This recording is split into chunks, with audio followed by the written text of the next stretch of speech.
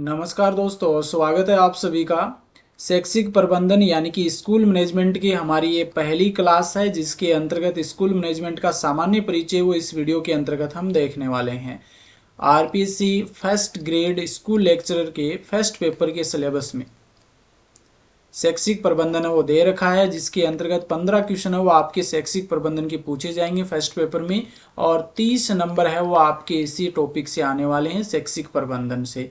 और first paper जो होता है आपका 75 क्वेश्चन इसमें आते हैं। 75 में से 15 क्वेश्चन है वो आपके किससे आएंगे, शैक्षिक प्रबंधन से आएंगे।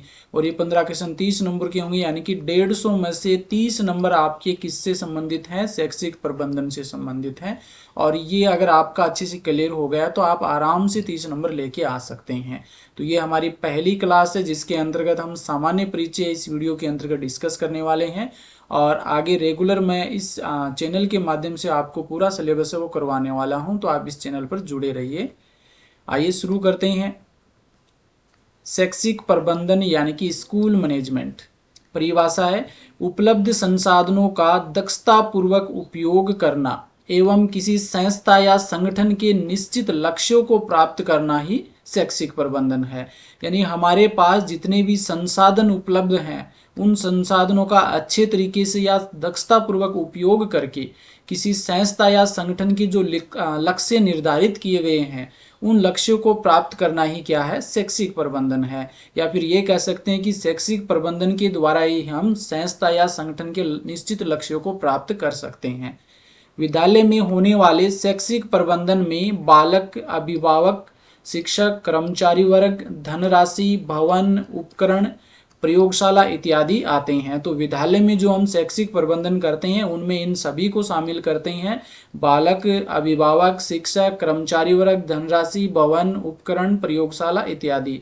अगर इसमें किसी में भी गड़बड़ी हो जाए तो हमारा शैक्षिक प्रबंधन अच्छे से नहीं हो पाएगा। चाहे बालक अच्छे से नहीं पढ़ रहा है तो हमारे संस्था के जो लक्ष्य हैं वो नहीं प्राप्त हो सकेंगे। अभिभावक बालक पर ध्यान नहीं दे रहा तो भी ये प्रभावित होगा। शिक्षक अच्छे से कार्य नहीं कर रहे हैं तो भी शैक्षिक प्रबंधन प्रभावित होगा। यानी इन सभी का सही मेलजोल से कार्य करना जरूरी है अगर आप अच्छा शैक्षिक प्रबंधन करना चाहते हैं या फिर संस्था या संगठन के निश्चित लक्ष्यों को प्राप्त करना चाहते हैं, तो इन सभी का मिलजुल कर सही तरीके से कार्य करना जरूरी है।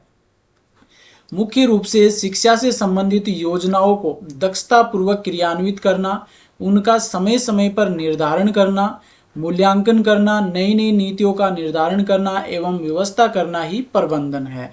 तो मुख्य रूप से शिक्षा से संबंधित हम बात करें तो शिक्षा से संबंधित जितनी भी योजनाएं हैं उन सभी को दक्षतापूर्वक क्रियान्वित करना और समय समय पर उनका निर्धारण करना, कौन सी योजनाएं किस समय हम लागू करें जिससे कि हमारा कार्य वो अच्छे से हो सके, शैक्षिक प्रबंधन अच्छे से हो सके, हमारे जो संस्था या संगठन के द्वारा जो लक्ष्य हैं प्राप्त हैं उनकी ओर उन्मुख हो सके, तो समय समय पर उनका निर्धारण करना। अब इन योजनाओं का मूल्यांकन भी करना पड़ता है कि कौन सी योजना हमारे लक्ष्यों की प्राप्ति के लिए सही है और उस योजना के रिजल्ट क्या हैं, उस योजना के परिणाम क्या हैं, हमें लक्ष्यों की प्राप्ति हो रही है या नहीं हो रही है, मूल्यांकन के द्वारा पता चलता है।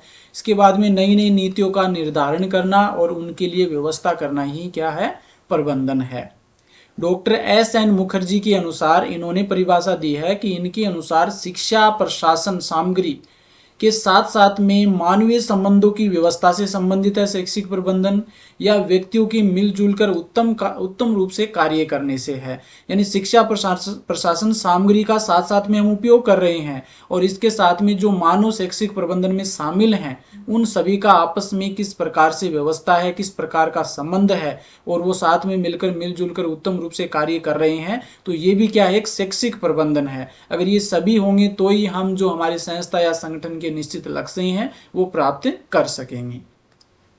नेक्स्ट नाम आता है लूथर गुलिक का, जो कि शैक्षिक प्रबंधन से संबंधित हम बात करें तो बहुत ही बड़ा नाम है और यहाँ से एक या दो क्वेश्चन है वो इस लूथर गुलिक के जो डेफिनेशन है इससे कई बार पूछे जा चुके हैं और आगे पूछे जाने की संभावना, इसलिए बहुत ही महत्वपूर्ण है। लूथर गुलिक ने शैक्षिक प्रबंधन के कार्यों को पोस्ट कोर्ब नामक एक सूत्र में बांधा है। इन्होंने 7 कार्य बताए हैं। पी का मतलब प्लानिंग यानी कि नियोजन, ओ का मतलब ऑर्गेनाइजेशन यानी कि संगठन, एस का मतलब है स्टाफिंग यानी कि नियुक्ति, डी का मतलब है डायरेक्टिंग यानी कि निर्देशन, सी का मतलब है सी और ओ दोनों का, सी और ओ का मतलब हो जाएगा कोऑर्डिनेशन यानी कि समन्वय, आर का मतलब है रिपोर्टिंग यानी कि आलेखन, बी का मतलब बजटिंग यानी कि बजट। तो यहाँ पर एक बार समझ लेते हैं, पी का मतलब प्लानिंग यानी कि नियोजन। कोई भी शैक्षिक प्रबंधन हम कर रहे हैं, हमारी संस्था के लक्ष्यों को प्राप्ति के लिए जो भी हम कार्य कर रहे हैं, तो उसके लिए पहले से पूर्व योजना बनानी जरूरी है। हम प्लानिंग के अनुसार चलेंगे तो हमारे लक्ष्यों को आसानी से प्राप्त कर सकेंगे। इसके बाद में आता ऑर्गेनाइजेशन। तो इन प्लानिंग को क्रियान्वित करने के लिए संगठन की आवश्यकता पड़ती है और इसमें सभी व्यक्ति आपस में मिलजुल कर अच्छे से कार्य कर रहे करेंगे तो वो जो योजनाएं हमने बनाई है वो योजनाएं आराम से क्रियान्वित हो सकेगी। स्टाफिंग यानी कि नियुक्ति। इन योजनाओं को लागू करने के लिए कौन से व्यक्ति हैं, कौन से योग्य व्यक्ति हैं, उन सभी की हमारे द्वारा नियुक्ति की जाती है। यानी कि योग्य व्यक्तियों की नियुक्ति करना, योग्य कर्मचारियों की नियुक्ति करना वो स्टाफिंग के अंतर्गत आ जाएगा। योग्य व्यक्ति होंगे तो अच्छे से कार्य कर सकेंगे, शैक्षिक प्रबंधन अच्छा होगा और हम जो लक्ष्य निर्धारित किए गए वो प्राप्त कर सकेंगे। डी का मतलब है डायरेक्टिंग यानी कि निर्देशन। इन सभी को डायरेक्ट करने के लिए, निर्देश करने के लिए हमारे पास जो अच्छा नेतृत्वकारी व्यक्ति होना चाहिए जो इनको अच्छे से निर्देशन कर सके और उनके नीचे रह करके सभी व्यक्ति है वो आसानी से सही तरीके से कार्य कर सके। कोऑर्डिनेशन यानी कि समन्वय। जितने भी व्यक्ति हैं, जितने भी हमारे पास उपलब्ध संसाधन हैं, उन सभी का आपस में समन्वय जरूरी है, उनमें तालमेल बिठाना जरूरी है जिससे कि हमारे लक्ष्य आसानी से प्राप्त हो सके। रिपोर्टिंग यानी कि बजटिंग।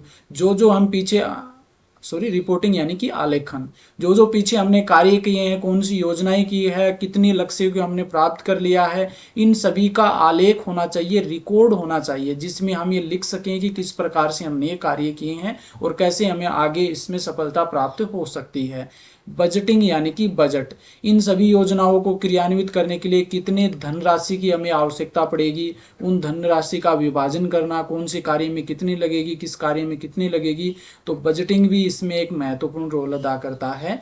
तो लूथर गुलिक ने शैक्षिक प्रबंधन के 7 कार्य बताए, उनमें पोस्ट कोरब ये सूत्र आपको ध्यान में रखना है, कई बार पूछा जा चुका। ये है लूथर गुलिक। इन्होंने परिभाषा भी दी है। शैक्षिक प्रबंधन सत्ता का औपचारिक ढांचा है जिसके अंतर्गत निश्चित लक्ष्यों की प्राप्ति हेतु विभागीय कार्यों को क्रमबद्ध रूप में विभाजित करना, परिभाषित करना, समन्वित करना सम्मिलित है। तो शैक्षिक प्रबंधन सत्ता का एक औपचारिक ढांचा है जिसके अंतर्गत जो निश्चित उद्देश्य हैं, लक्ष्य हैं, उनकी प्राप्ति के लिए विभागीय कार्यों का क्रमबद्ध रूप से विभाजित करना। जो हमारे विभाग के कार्य हैं, जो शैक्षिक प्रबंधन विद्यालय की जो कार्य हैं, उनको अलग अलग तरीके से क्रमबद्ध रूप से विभाजित करना, बांटना, उसके बाद में उनको परिभाषित करना और फिर समन्वित करना, ये सभी इसके अंतर्गत शामिल होते हैं लूथर गुलिक के अनुसार। नेक्स्ट आते हैं sir Henry Fayol. Sir Henry Fayol, इनके अनुसार प्रबंधन के 5 घटक होते हैं, यानी कि इन्होंने 5 कार्य बताए प्रबंधन के। इन 5 कार्यों के अनुसार हम प्रबंधन को कर सकते हैं।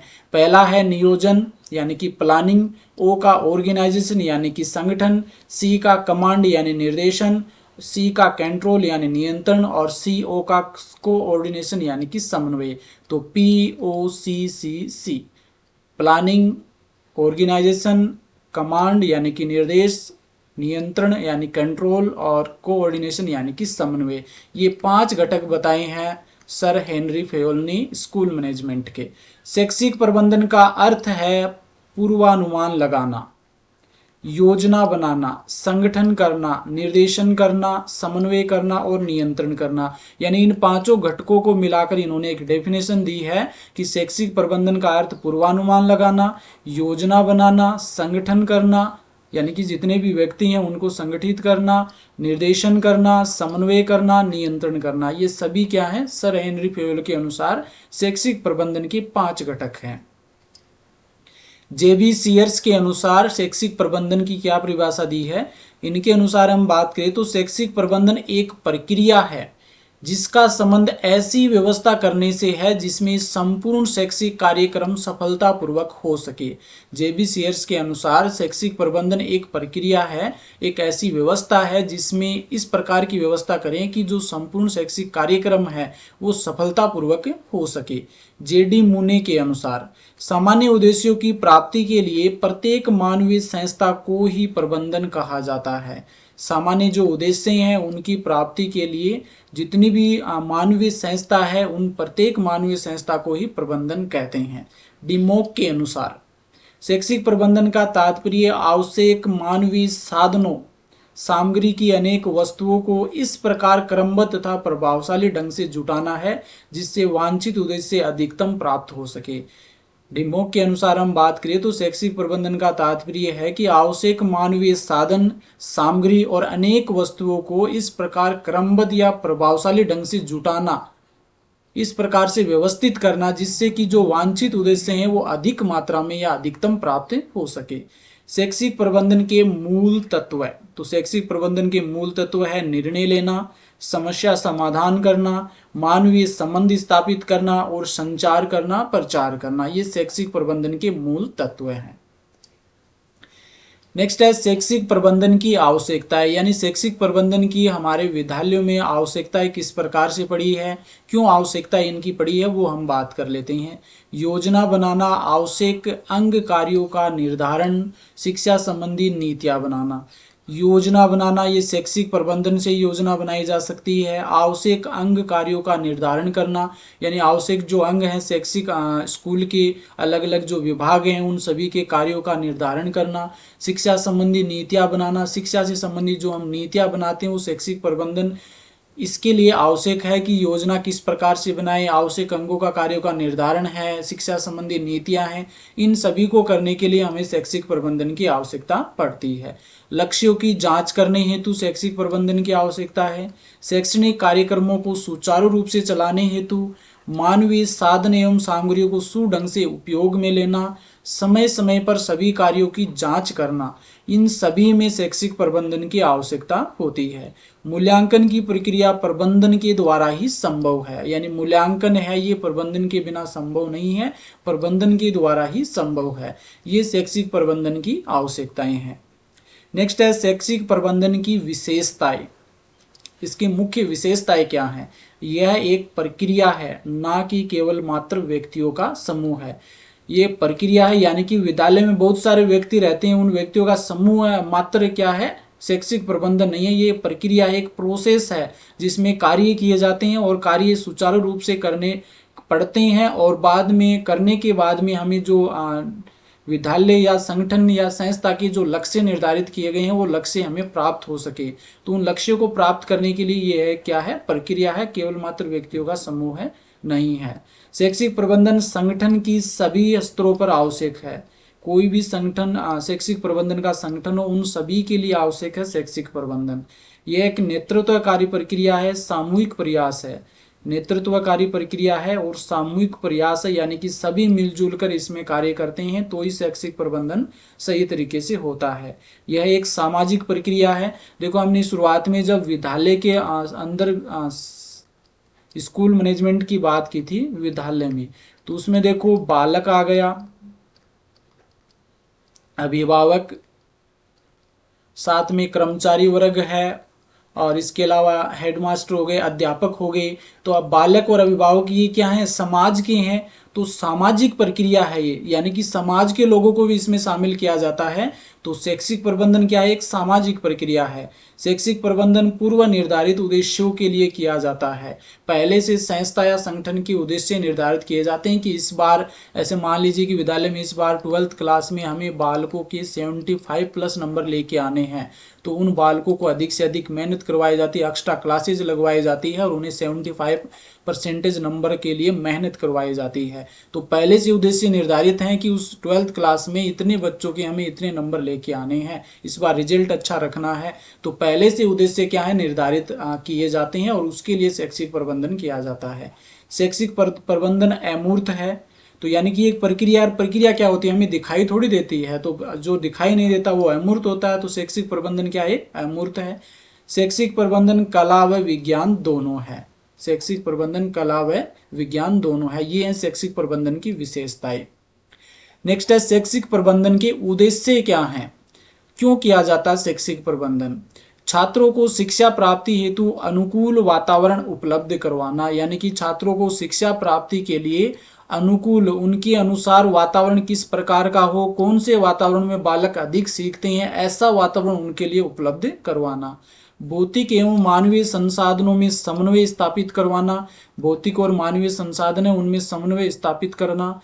कर्मचारियों में प्रेम एवं सद्भावना का विकास करना, शैक्षिक प्रबंधन के उद्देश्य हैं ये। कर्मचारी जितने भी उनमें प्रेम व सद्भावना का विकास करना, समय का सदुपयोग करना, शिक्षकों को व्यावसायिक वृद्धि हेतु अवसर उपलब्ध करवाना, संसाधनों का अधिकतम उपयोग करना, छात्रों के व्यक्तिगत विकास पर ध्यान देना, कार्यकर्ता की योग्यता, क्षमता एवं दक्षता के अनुसार कार्य देना। जो योग्य व्यक्ति हैं, कौन से कार्य में कौन सा अच्छा है, उसी के अनुसार उनको कार्य देना। छात्र एवं समाज केंद्रित शिक्षण एवं योजना बनाना, छात्रों एवं समाज के लिए जो केंद्रित शिक्षण योजनाएं हैं उनको लागू करना। ये सभी क्या है, शैक्षिक प्रबंधन के उद्देश्य हैं। शैक्षिक प्रबंधन के कार्य कौन कौन से हैं उनकी हम यहाँ पर बात कर लेते हैं। पहला कार्य है नियोजन, योजनाएं बनाना, संगठन, निर्देशन, समन्वय, नियंत्रण, अभिप्रेरणा, एकीकरण, संप्रेषण, निर्णय लेना, नवाचार और अंत में आता है मूल्यांकन। तो शैक्षिक प्रबंधन के ये कार्य हैं नियोजन, संगठन, निर्देशन, समन्वय, नियंत्रण, अभिप्रेरणा, एकीकरण, संप्रेषण, निर्णय लेना, नवाचार और मूल्यांकन। ये शैक्षिक प्रबंधन के मुख्य कार्य हैं। ये शैक्षिक प्रबंधन का हमने आज इस वीडियो में सामान्य परिचय है वो देखा है। आगे हम एक क्वेश्चन कर लेते हैं, निम्न में से कौन सा एक सही है।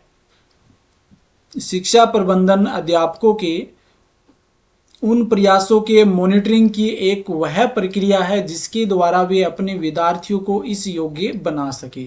यानी शिक्षा प्रबंधन अध्यापकों के उन प्रयासों के मॉनिटरिंग की वह प्रक्रिया जिसके द्वारा अपने विद्यार्थियों को इस योग्य बना सके। ऑप्शन फर्स्ट है वह जीवन में अच्छा व्यवसाय और उत्तर प्राप्त कर सके, वे अच्छे अंकों एवं ग्रेड में सफल हो सके, विवाह ज्ञान प्राप्त कर सके जो उन्हें पूर्व में ज्ञात नहीं है, वे देश के उपयोगी नागरिक बन सके। तो इसका राइट आंसर ऑप्शन 4 हो जाएगा, वे देश के उपयोगी नागरिक बन सके। और एक यहाँ पर नोट लगाकर मैंने लिखा है, अभिप्रेरणा को प्रबंधन का हृदय कहा जाता है। इंपॉर्टेंट है, यहाँ से क्वेश्चन भी कई बार पूछा गया है। अभिप्रेरणा को प्रबंधन का हृदय कहा जाता है, तो ये ध्यान में रखना है। इस वीडियो में हमने शैक्षिक प्रबंधन का सामान्य परिचय देखा है और आगे नेक्स्ट आने वाले वीडियो में धीरे धीरे इस टॉपिक को हम अच्छे से करते चले जाएंगे और एक एक टॉपिक हम साथ में लेके चलेंगे। ये वीडियो कैसा लगा है कमेंट करके जरूर बताइए। वीडियो अच्छा लगा है तो लाइक कीजिए, अधिक से अधिक शेयर कीजिए और चैनल को सब्सक्राइब कर लीजिए। धन्यवाद।